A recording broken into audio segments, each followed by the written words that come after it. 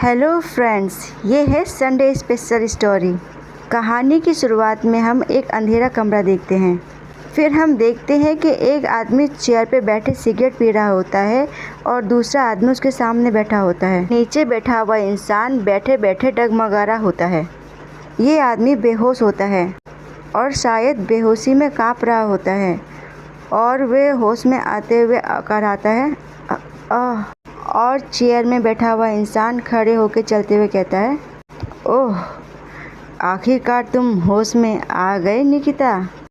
और दूसरा इंसान कहता है, ओह एलेक्स। यहाँ पे भी एलेक्स। और अटकते हुए कहता है, एक बार मुझे बचा लो प्लीज़। दूसरा इंसान कहता है, हाँ, क्या तुम सोच रहे हो कि ऐसा होगा? हाँ। और फिर आवाज़ आती है वुश और सिगरेट नीचे गिरता है। और फिर हम देखते हैं कि वो इंसान ग्लव्स पहनते हुए स्माइल करते हुए कहता है, क्या तुमने ऐसा नहीं सोचा? हाँ। और उसके चेहरे पे खून लगा होता है। और ऐसा कहते हुए निकिता के बाल पकड़ लेता है, जिससे कि निकिता काफ़ी डर रहा होता है और कहता है, प्लीज़। फिर वो इंसान घड़ी देखता है, उसमें 8 बज रहे होते हैं और वो निकिता को देख के कहता है, पुअर निकिता, तुम जितना सोच रहे हो ये समस्या उतना आसान नहीं है और अगर मैं तुम्हारे साथ डील नहीं करूँगा तो कोई और करेगा। और इस वजह से निकिता काफ़ी डर जाता है और वो चिल्लाते हुए कहता है, नहीं, प्लीज़ प्लीज़ प्लीज़, मैं मरना नहीं चाहता। और ऐसा कहते हुए खांसने लगता है। और वो आदमी फिर से उसके बाल को और खींचता है और वो कहता है, केउग। और दूसरा इंसान उसे देखता रहता है। वो हमें बताता है, मेरी एक बहुत बड़ी दिक्कत है और वो परेशानी ये है कि भले ही मैं माफिया का सदस्य हूँ पर मैं किसी को मार नहीं सकता। और ऐसा वो हमें बताते हुए निकिता को स्लैप कर देता है और कहता है कि ऐसा इसलिए नहीं है, मेरे अंतर मन में कोई गिल्ट है क्योंकि अतीत में मैंने लोगों को मौत के कगार तक पीटा है। और हम देखते हैं कि निकिता उससे काफ़ी डरा हुआ होता है। वो कहता है, फिर हम एक गन को नीचे गिरते हुए देखते हैं और फिर से वो हमें बता रहा होता है, छुरा मारना और उनको शूट करना। और फिर वे पीछे से गन निकालता है जिससे कि आवाज़ आती है किक।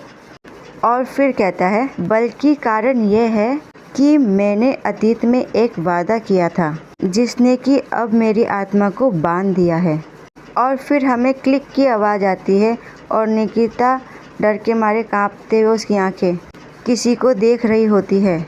और फिर वो हमें बताता है, मैं उससे प्यार करता हूँ, मैं उससे बहुत ज़्यादा प्यार करता हूँ, एक व्यक्ति से जिसे कि मैं किसी भी चीज़ से बहुत ज़्यादा महत्व देता हूँ। वो हमें ये बात बता भी रहा होता है और अपना काम कर भी रहा होता है, यानी कि निकिता को गन दिखाना।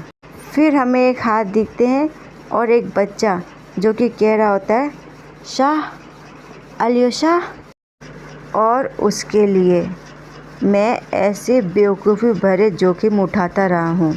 और फिर वो निकिता से कहता है, अब समय आ गया है कि तुम आगे आओ और अपनी गलती की जिम्मेदारी लो निकिता।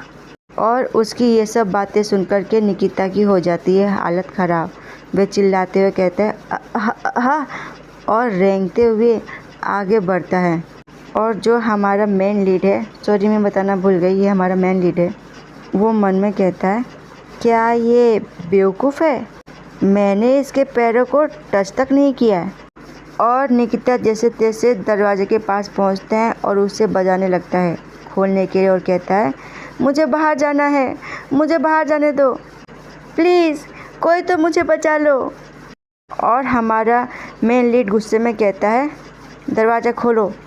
और फिर निकिता डर के मारे उसकी तरफ देखता है और हमारा हीरो पैरों से निकिता को मारता है जिससे कि निकिता गिर जाता है। वो संभल नहीं पाता क्योंकि उसके हाथ बंधे होते हैं और चिल्लाता है, आ। और फिर हम देखते हैं एक कार में लाइट जली हुई होती है और पीछे एक आदमी खड़ा होता है और आवाज़ आती है, यूरी, जल्दी से यहाँ आओ और इस कमीने को ले जाओ। ऐसा वह निकिता के पिछवाड़े में लात मारते हुए कहता है और निकिता औंधे मुँह पड़ा होता है, वो डर से काँप रहा होता है। फिर यूरी हमारे मैन लीड से पूछता है, आप कहाँ जा रहे हैं? और हमारा मैन लीड रोशनी में यूरी को देखते हुए कहता है, तुम्हें क्या लगता है? वैसे भी मुझे बैलेट परफॉर्मेंस के लिए देरी हो चुकी है, वह सब मुझे ढूंढ रहे होंगे। और ऐसा कहते हुए वे अपने बालों को छूते हुए स्मित करता है। और फिर हम यूरी को देखते हैं और हमारा मैन लीड उससे कहता है, और यदि वो भागने या यहाँ पे वापस आने की सोचे तो तुम बिना सोचे समझे उसे शूट कर सकते हो। और फिर यूरी उसे कहता है, तुम ऐसी बातें कहने में बहुत माहिर हो जो कि तुम कहना नहीं चाहते। और फिर हम देखते हैं कि मैन लीड उसे गन सौंप देता है और यूरी उसे अपने हाथों में अच्छे से पकड़ता है।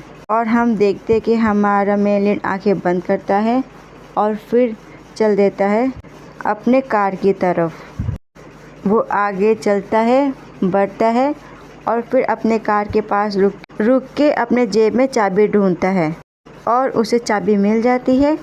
फिर वह अपने कार में बैठता है और फिर हमसे कहता है, शायद वह सिगरेट पीने की सोचता है। फिर वह हमें कहता है, अच्छा होगा कि मैं ऐसा ना करूं, क्योंकि वैलेरी को सिगरेट की खुशबू पसंद नहीं। फिर हम देखते हैं एक जगह जहाँ पे काफ़ी भीड़ होती है और काफ़ी नॉइज़ हो रहा होता है। और फिर हम किसी के बैले वाले जूते देखते हैं पहने हुए, जो कि डांस कर रही होती है। और फिर हमें कई लड़कियां दिखाई जाती है जो कि नाच रही होती है। और हमारा मैन लीड भीड़ भाड़ में अलग ही दिख रहा होता है, जो कि डांस देख रहा होता है। और वो फिर कहता है, अगर आप $100 से अधिक का भुगतान कर रहे हैं तो सीटों की जगह बिस्तर या कुछ और नहीं बना देना चाहिए था। और वो परफॉर्मेंस देख के कहता है, ये परफॉर्मेंस बहुत ही बोरिंग है। और मन में कहता है, एक्ट 2 सीन्स 2। और अचानक उसकी आंखें चमक उठती है और उसके होंठ खुल जाते हैं जैसे कि कुछ कहना चाहते हों। और हमें डांस करते हुए किसी के कदम दिखते हैं जो कि बड़ी ही तेज़ी से स्पिन कर रहा होता है। और हमारा मैन लीड कहता है, ये ब्यूटीफुल बैलेरिना है वैलेरी सॉर्किन, मेरा छोटा भाई। और हमारा मैन लीड अपने भाई को देखते हुए कहता है, काश तुमने न्यूयॉर्क में अमेरिकी बैले स्कूल में प्रवेश किया होता, रूसी बैले की वागानोवा अकेडमी। तुम किसी राज्य की बैले कंपनी के साथ नहीं बल्कि विश्व की बैले कंपनी के साथ परफॉर्मेंस कर रहे होते। और ऐसा वो मुस्कुराते हुए क्लैप करते हुए सोचता है, लेकिन तुमने इस अपॉर्चुनिटी को ठुकरा दिया क्योंकि तुम मुझ पे बर्डन नहीं बनना चाहते थे। और मैं फिर भूल गई, ये हमारा सेकंड मैन लीड है। और हम देखते हैं कि इसके चारों तरफ तालियों की आवाज़ें गूंज रही होती है। पर वैलेरी की खातिर मुझे ऐसा करना चाहिए था। और अचानक उसकी निगाह अपने हाथ में पड़ते हैं जो कि क्लैप कर रहे होते हैं, उसमें ब्लड लगा होता है। और वो अपने ब्लड लगे हाथ को ध्यान से देखता है। और फिर हम देखते हैं कि दोनों भाई आपस में एक दूसरे के सामने होते हैं। और फिर हमारा मैन लीड कहता है, मैंने वो सब कुछ किया जो मैं तुम्हारे लिए सोच सकता था। और यहीं पे ये पार्ट होता है समाप्त। धन्यवाद।